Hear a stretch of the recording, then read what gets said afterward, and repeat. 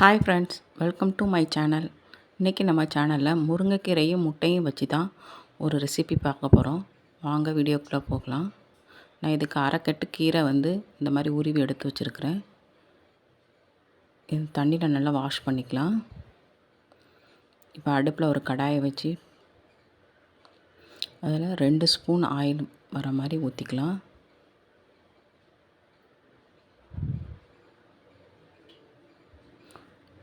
ஒரு டீஸ்பூன் கடுகு, 1 டீஸ்பூன் ஜீரகம். கடுகு நல்லா வெடிக்கட்டும். கடுகு வெடித்தோடனே 1 டேபிள் ஸ்பூனுக்கு உளுத்தம்பருப்பு போட்டுக்கலாம். 1 டேபிள் ஸ்பூன் கடலைப்பருப்பு போட்டு கிளறி விட்டுக்கலாம்.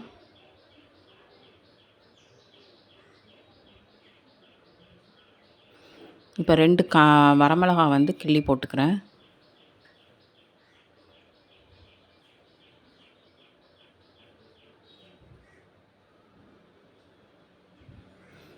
நான் 2 பெரிய வெங்காயம் கட் பண்ணி வச்சுருக்கிறேன். அந்த 2 பெரிய வெங்காயம் இப்போ போட்டுக்கலாம்.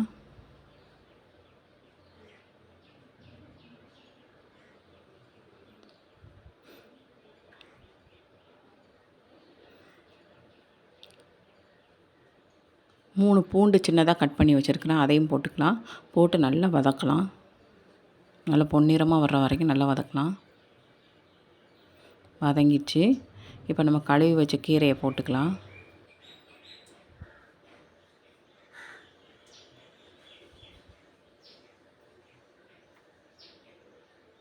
இப்போ கீரையை நல்லா கிளறி விட்டுக்கலாம்.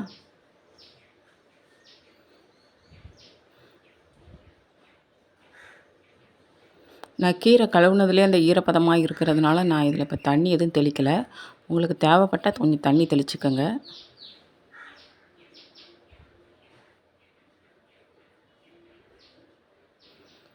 இப்போ இதை மூடி வச்சு 10 நிமிஷம் கழித்து பார்க்கலாம்.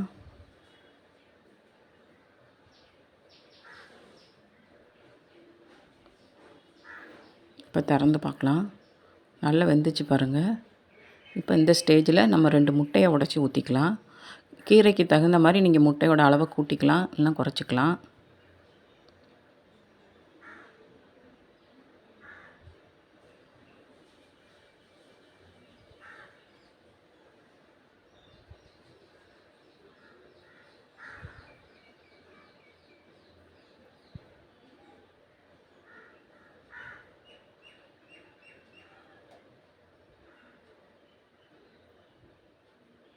இப்போ இதில் 1/2 டீஸ்பூன் மஞ்சத்தூள் சேர்த்துக்கலாம்.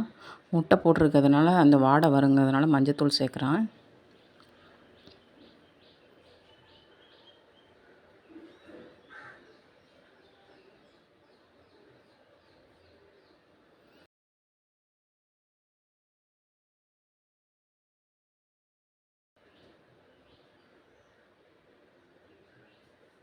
இதுக்கு தேவையான அளவு உப்பு சேர்த்துக்கலாம்.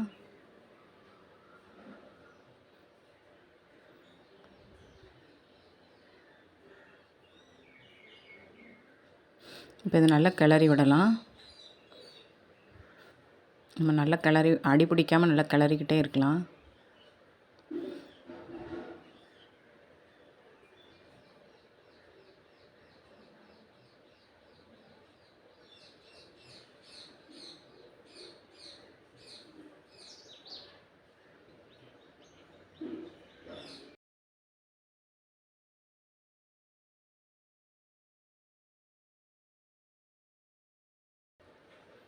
முட்டை பிடிக்காதுங்கிறவங்க தேங்காய் துருவல் கூட சேர்த்துக்கலாம்.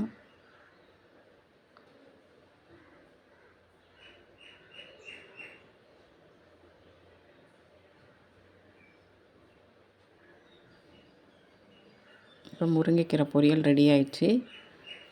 நீங்களும் இந்த மாதிரி செஞ்சு பாருங்கள். இந்த வீடியோ உங்களுக்கு பிடிச்சிருந்ததுன்னா சப்ஸ்கிரைப் பண்ணுங்கள், லைக் பண்ணுங்கள், கமெண்ட் பண்ணுங்கள், ஷேர் பண்ணுங்கள். தேங்க்யூ ஃபார் வாட்சிங்.